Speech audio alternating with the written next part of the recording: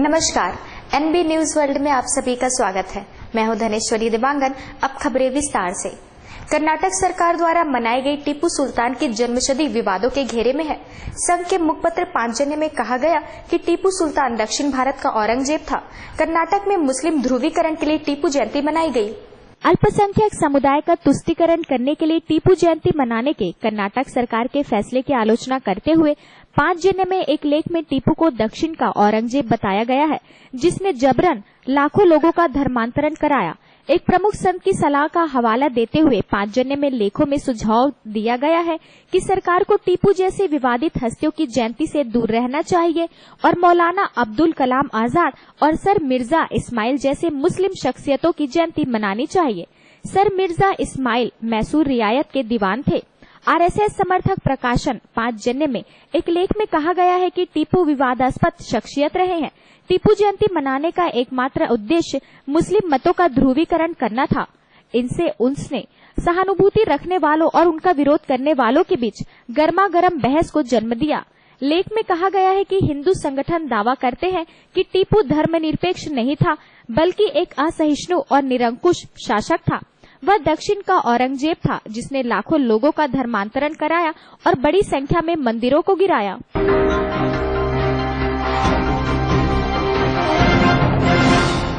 खूंखार आतंकी संगठन आईएस अपने भारतीय लड़ाकों को कायर मानता है। उसे लगता है कि भारत से शासित हुए युवक इराक और सीरिया के संघर्ष क्षेत्र में लड़ने के लायक नहीं है। इसी कारण आईएस इन भारतीयों के साथ दोहम दर्जे का व्यवहार करता है। केंद्र सरकार की एक ताजा रिपोर्ट में यह दावा किया गया है। खूंखार आतंकी संगठन आईएस भारत समेत दक्षिण एशियाई मुस्लिमों को इराक और सीरिया के संघर्ष क्षेत्र में लड़ने के लायक नहीं समझता है और अरब के लड़ाकों की तुलना में कमजोर मानता है। हालांकि प्रायः उनको बहला फुसलाकर आत्मघाती हमलों के लिए उकसाया जाता है। विदेशी एजेंसियों द्वारा तैयार की गई और भारतीय एजेंसियों के साथ साझा की गई एक खुफिया रिपोर्ट के मुताबिक भारत, पाकिस्तान, बांग्लादेश के साथ नाइजीरिया और सूडान के लड़ाकों को अरब के लड़ाकों की तुलना में कमजोर समझा जाता है। वहाँ भी एक स्पष्ट ढांचा है जिसके तहत अरब के लड़ाकों को अधिकारी का दर्जा दिया जाता है और उनको बेहतर हथियार, गोला बारूद, उपकरण, रहने की सुविधा और तनख्वाह दी जाती है। रिपोर्ट के मुताबिक दक्षिण एशिया के लड़ाकों को छोटे बैरकों के समूह में रखा जाता है, उन्हें कम राशि दी जाती है और कम हथियार उपलब्ध कराए जाते हैं।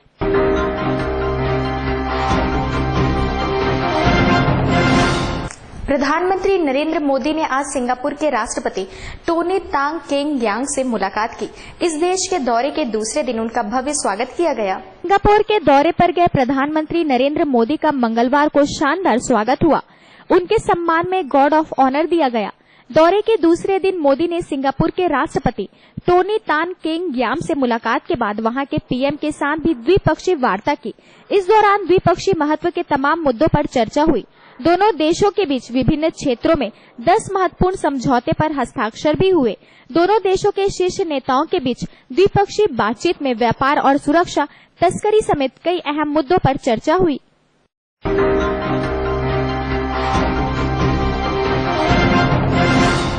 दिल्ली के मुख्यमंत्री अरविंद केजरीवाल व राजद प्रमुख लालू यादव का गले मिलने का विवाद थमता नजर नहीं आ रहा है। हर तरफ से आलोचना झेल रहे केजरीवाल पर अब उनके पूर्व गुरु व समाज सेवी अन्ना हजारे ने कटाक्ष किया है।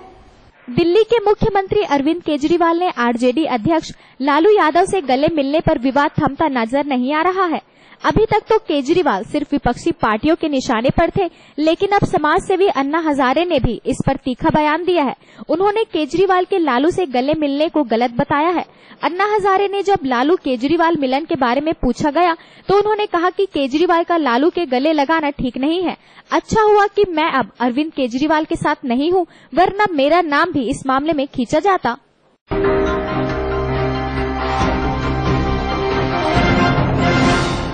देश में कथित रूप से असहिष्णुता बढ़ने की बात मानते हुए बॉलीवुड अभिनेता आमिर खान ने कहा कि एक समय उनकी पत्नी ने उन्हें भारत छोड़ने का सुझाव दिया था।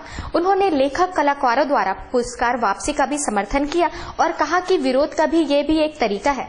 आमिर के इस बयान पर अनुपम खेर ने ट्वीट कर अपनी नाराजगी जाहिर की है।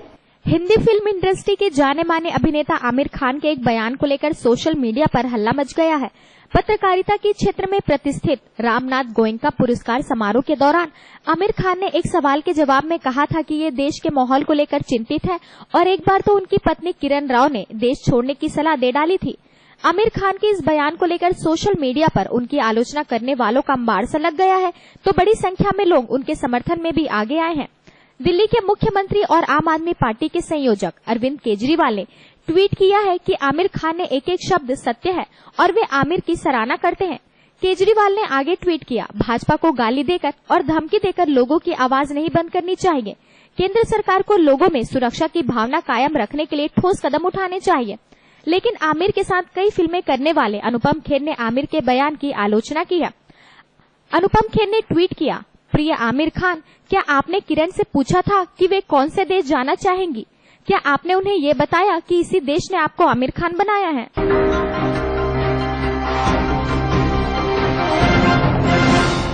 नेपाल में मधेसियों के विरोध के बाद नए संविधान में संशोधन का फैसला किया गया है। नेपाल में नए संविधान में बदलाव को लेकर मधेसी आधारित समूह के लगभग 3 महीनों के हिंसक आंदोलन के बाद देश के कई राजनीतिक दलों ने प्रदर्शनकारियों के 11 सूत्री मांगों पर कानून में संशोधन के लिए संसद में एक विधेयक लाने का सोमवार को फैसला किया। जानकारी के मुताबिक भारत की सीमा से लगे दक्षिण नेपाल के तराई क्षेत्र में मधेसियों के आंदोलन के बीच यह फैसला नेपाल के प्रधानमंत्री केपी शर्मा ओली के आधिकारिक कार्यालय बालू वाटर में 3 प्रमुख पार्टियों Nepali Congress, communist party of Nepal तथा एकीकृत कम्युनिस्ट पार्टी ऑफ नेपाल माओवादी की बैठक के दौरान लिया गया।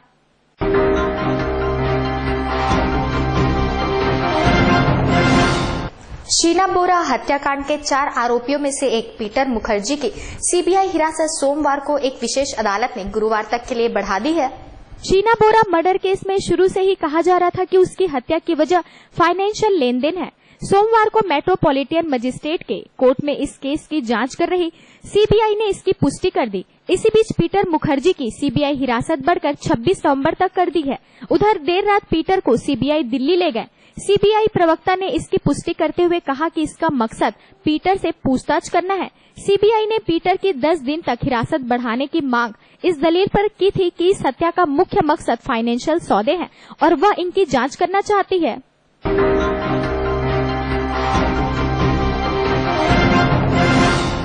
सोशल मीडिया प्लेटफॉर्म ट्विटर पर सोमवार को एक रोचक जंग छिड़ गई।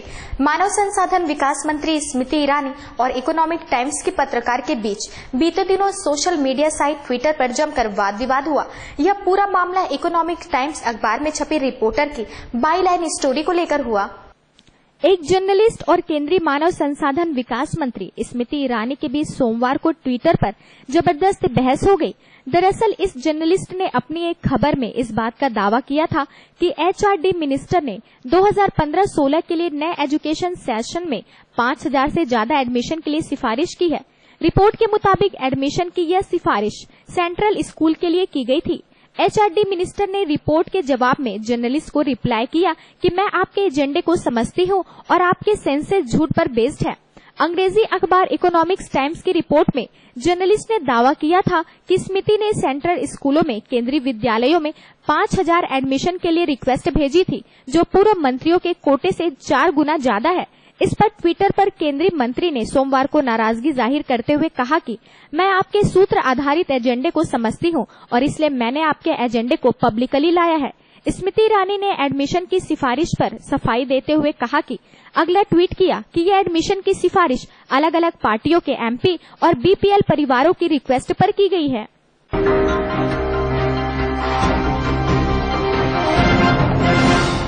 Ramnath Goenka excellence in journalism award समारोह में वित्त एवं सूचना प्रसारण मंत्री अरुण जेटली ने कहा कि प्रसिद्ध हस्तियों और जीवन में उपलब्धियां हासिल करने वाले शख्सियतों का किसी मुद्दे पर स्टैंड लेना समाज के लिए अच्छा है। एवं प्रसारण मंत्री अरुण जेटली ने कहा कि प्रसिद्ध हस्तियों और जीवन में उपलब्धियां हासिल करने वाले शख्सियतों का किसी मुद्दे पर स्टैंड लेना समाज के लिए अच्छा है।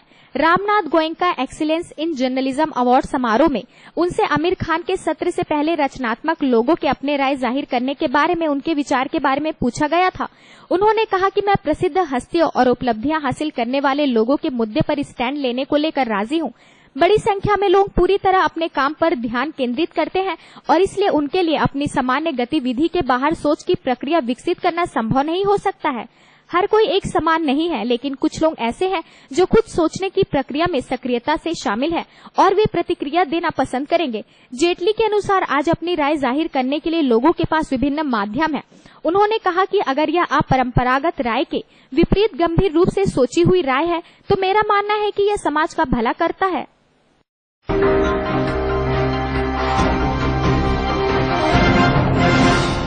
केंद्रीय मंत्री साध्वी निरंजन ज्योति ने गौ हत्या पर प्रतिबंध लगाने को राज्य सरकार का कर्तव्य बताते हुए कहा कि इस देश में गाय के मांस के अलावा खाने की पर्याप्त चीजें हैं। केंद्रीय मंत्री साध्वी निरंजन ज्योति ने गौ हत्या पर प्रतिबंध लगाने के मामले में राज्य सरकार का दायित्व बताते हुए कहा कि इस देश में गाय के अतिरिक्त खाने के लिए बहुत सी चीजें हैं।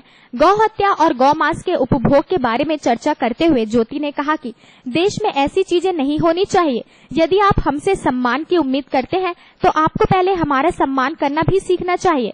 पश्चिम बंगाल उन राज्यों में से एक है जहां गौ हत्या पर कोई प्रतिबंध नहीं है। ज्योति ने यह भी आरोप लगाया है कि कथित असहिष्णुता का मुद्दा दरअसल बिहार चुनावों से पहले बीजेपी की छवि धूमिल करने के लिए उठाया गया था।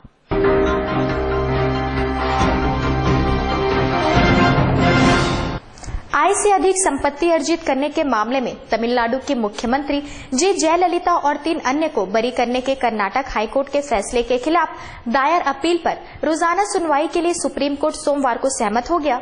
न्यायालय आय से अधिक संपत्ति अर्जित करने के मामले में तमिलनाडु की मुख्यमंत्री जे जयललिता और 3 अन्य को बरी करने के कर्नाटक उच्च न्यायालय के फैसले के खिलाफ दायर अपील पर रोजाना सुनवाई के लिए आज सहमत हो गया। न्यायमूर्ति पीसी घोष और न्यायमूर्ति आर के अग्रवाल की पीठ ने संबंधित पक्षों से कहा कि वे उन मुद्दों की सूची दें जिन पर उनके अनुसार 8 जनवरी को निर्णय की आवश्यकता है। इस पीठ ने जुलाई में अपील विचारार्थ स्वीकार करते हुए उच्च न्यायालय के फैसले पर रोक लगाने के मुद्दे पर गौर नहीं किया था। पीठ ने कहा, आप दोनों परस्पर सहमति से उन बिंदुओं को हमें दें जिन पर हमें निर्णय करना होगा ताकि इस पर शीघ्र सुनवाई करके यथाशीघ्र इसका निपटारा कर सके। पीठ ने कहा कि इन अपील पर रोजाना सुनवाई की जाएगी।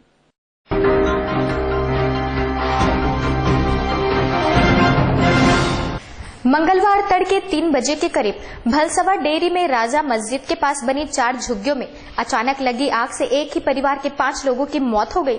पश्चिमी दिल्ली के भलसवा डेयरी क्षेत्र के झोपड़पट्टी इलाके में आज तड़के आग लग जाने की घटना में एक दंपत्ति और उनके 3 बच्चों की मौत हो गई, जबकि कई अन्य घायल हो गए। मृतकों की पहचान कलाम, उसकी दृष्टि बाधित पत्नी रवीना और उनके 3 बेटे के रूप में हुई। एक वरिष्ठ पुलिस अधिकारी ने कहा कि ये लोग बिहार के मधुबनी जिले के निवासी थे। दमकल विभाग के एक अधिकारी ने कहा कि तड़के लगभग 3 बजे हमें भलसवा डेयरी क्षेत्र में राजा मस्जिद के पास 4 झोपड़पट्टी में आग लगने की खबर मिली। 2 दमकल गाड़ियों को मौके पर भेजा गया और आग पर 30 मिनट में काबू पा लिया गया। हालांकि तब तक 5 लोगों की मौत हो गई थी।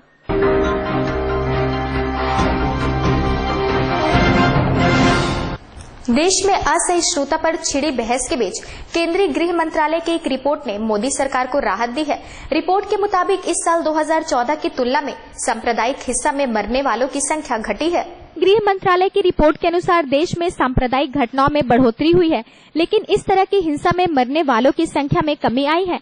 रिपोर्ट के अनुसार इस साल 2014 की तुलना में सांप्रदायिक हिंसा में मरने की संख्या घटी है।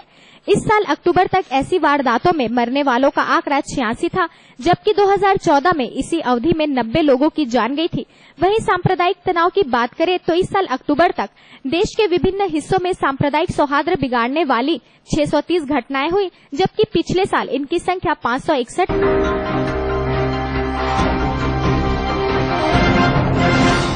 छत्तीसगढ़ में पहली बार हो रहे इंटरनेशनल हॉकी लीग का शुभारंभ हो गया। भारत और ऑस्ट्रेलिया के बीच 2 टेस्ट मैच हो चुके हैं, जिसमें भारत को एक बार जीत तो एक बार हार का सामना करना पड़ा। इसके साथ ही मैच को देखते हुए ट्रैफिक व्यवस्था की भी खास व्यवस्था की गई है। हॉकी टेस्ट मैच का जायजा लेने पहुंची एनबी न्यूज की टीम। छत्तीसगढ़ में पहली बार इंटरनेशनल हॉकी लीग खेला जा रहा है, जिसका आयोजन किया जा रहा है। अभी हाल ही में भारत और ऑस्ट्रेलिया के बीच में टेस्ट मैच खेले गए हैं, जिसमें भारत की हार हो गई है। लेकिन आज फिर भारत और ऑस्ट्रेलिया के बीच में टेस्ट मैच खेला जा रहा है, जिसको लेकर दर्शकों में काफी उत्साह है। उनको ये कहीं ना कहीं लग रहा है कि अगर कल का मैच भारत हार गई है, लेकिन इस बार आज का मैच वो कहीं ना कहीं जीतेगी जरूर। इसके साथ ही अगर हम बात करें यहाँ पर ट्रैफिक व्यवस्था की, तो ट्रैफिक व्यवस्था के इंतजाम भी पुख्ता तरीके से कर लिए गए हैं। यहाँ पर कार और बाइक पार्किंग की व्यवस्था अलग अलग की गई है, जिसके लिए इसके साथ ही सुरक्षा व्यवस्था को ध्यान में रखकर भी 2000 पुलिस बल की तैनाती कर दी गई है। बात करें अगर यहाँ पे मैच को देखने के लिए, तो वीवीआईपीज में भी सीएम की एंट्री हो चुकी है। वो भी मैच को लेकर उत्साहित है और वो भी यहाँ पर पहुंच चुके हैं। इसके साथ ही हस्तशिल्प मेला का भी यहाँ पे लगाया गया है, जहाँ पर हस्तशिल्प से बहुत सारे बनने वाले अलग अलग चीजों का प्रदर्शनी किया गया है। कैमरामैन संदीप चंद्रवंशी के साथ Shreya Pandey, NB news world.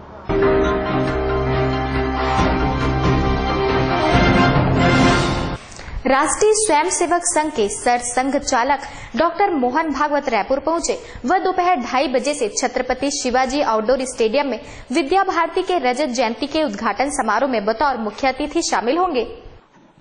Vidya Bharati के कार्यक्रम में शामिल होने रायपुर पहुंचे मोहन भागवत से मुख्यमंत्री डॉक्टर रमन सिंह और विधानसभा अध्यक्ष गौरी शंकर अग्रवाल ने करीब पौने घंटे चर्चा की।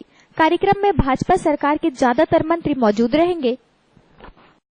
चर्चा सरसंघचालक जी का छत्तीसगढ़ प्रवास है, विद्या भारती का एक बड़ा आयोजन है और पूरे छत्तीसगढ़ के अलग अलग 2500 से ज्यादा बच्चे पूरे छत्तीसगढ़ के कोने कोने से आए हैं।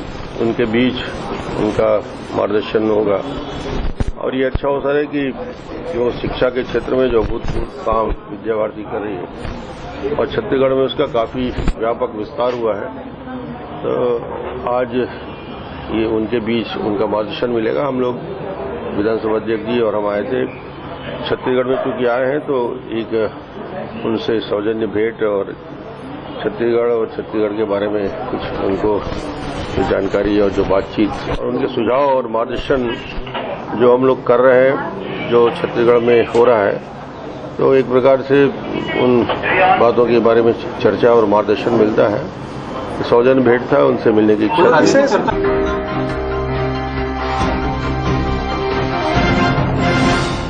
छत्तीसगढ़ विधानसभा के प्रमुख सचिव देवेंद्र वर्मा पर लगे प्रताड़ना के आरोप का बचाव करते हुए विधानसभा अध्यक्ष गौरी शंकर अग्रवाल ने कहा कि पीड़ित महिला मेरे पास भी आई थी और मैंने उसे कहा था कि पति के जिंदा रहते हुए तुम्हें अनुकंपा नियुक्ति नहीं दी जा सकती, बल्कि तुम्हें हम डेली वेजेस में काम दे सकते हैं। विधानसभा के प्रमुख सचिव देवेंद्र वर्मा पर लगे प्रताड़ना के आरोप के मामले को लेकर कांग्रेस ने विधानसभा सचिव से इस्तीफा मांगा है। वहीं विधानसभा अध्यक्ष ने कहा है कि बिना सबूत किसी अधिकारी पर आरोप लगाना गलत है। अब ये बात मैंने आपको इस विषय में राजनीति ज्यादा हो रही है, इस विषय को लेकर देखिए, इन सब बातों का जवाब मेरे से मत मांगे तो ज्यादा अच्छा है। मेरा कहना यही है कि पहले किसी भी चीज के तह तक जाना चाहिए, उसके बाद में बात करनी चाहिए। देवेंद्र वर्मा जी रिटायर हो रहे हैं 30 तारीख को, उसके लिए क्या व्यवस्था कर रहे हैं आप? क्या उनकी सीनियरिटी बढ़ा? अभी चर्चा चल रही है।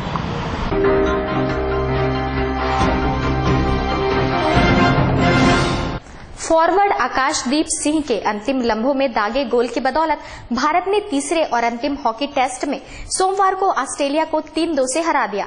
भारत ने हालांकि बाद में अंतिम पेनाल्टी शूट आउट में चूकने के साथ श्रृंखला गंवा दी। आकाशदीप सिंह के आखिरी मिनट में दागे गए बेहतरीन गोल से भारत ने विश्व चैंपियन ऑस्ट्रेलिया को तीसरे और आखिरी मैच में 3-2 से हरा दिया, लेकिन इसके बाद पेनाल्टी शूट आउट में उसने सीरीज गंवा दी। भारत और ऑस्ट्रेलिया के बीच सीरीज 1-1 से बराबर रहने के बाद फैसले के लिए शूट आउट का सहारा लिया गया, जिसमें ऑस्ट्रेलिया ने 3-2 से बाजी मार ली। भारत के पास आखिरी शॉट पर बराबरी कर मुकाबले को सडन डेथ में खींचने का मौका था, लेकिन ऑस्ट्रेलिया के गोलकीपर क्लेमेंस ने ड्रैग क्लीपर रुपिंदर पाल सिंह के स्ट्रोक को अपने पैर से रोक दिया। दोनों देशों के बीच राजनांदगांव में पहला मैच 2-2 से बराबर रहा था, जबकि रायपुर के नवनिर्मित सरदार वल्लभ भाई पटेल अंतर्राष्ट्रीय स्टेडियम में खेले गए दूसरे मैच में ऑस्ट्रेलिया ने मेजबान टीम को 2-1 से हराया था।